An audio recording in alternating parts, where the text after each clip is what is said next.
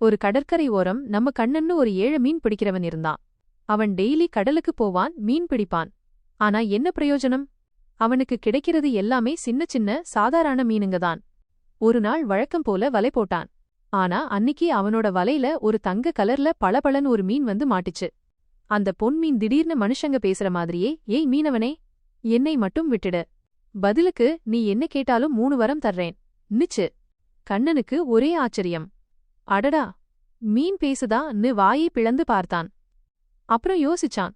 அவன் பொண்டாட்டிக்கு ரொம்ப நாளா ஒரு பட்டுப்புடவை வாங்கணும்னு ஆசை. உடனே முதல் வரமா கேட்டான், என் மனைவிக்கு ஒரு சூப்பரான பட்டுப்புடவை வேணும். பொன்மீன் உடனே குடுத்துச்சு. அடுத்து தன்னோட பழைய குடிசையை பார்த்தான். மனசுல ஒரு ஆசை. இரண்டாவது வரமா கேட்டான், எங்களுக்கு ஒரு பெரிய வீடு வேணும். பொன்மீன் சிரிச்சிட்டே அதையும் குடுத்துச்சு. கண்ணன் குடும்பத்துக்கு பெரிய வீடு கிடைச்சிருச்சு. இப்போ 3வது வரம் கேட்க வேண்டிய நேரம் வந்துச்சு.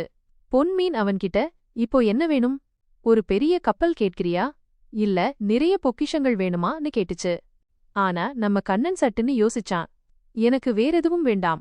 நான் நாளைக்கு கடலுக்கு போறப்ப என் வலையில இன்னைக்கு கிடைச்சதை விட நிறைய நல்ல மீனுங்க கிடைக்கணும். நான் என்னோட உழைப்பால சம்பாதிக்கணும்னு கேட்டான்.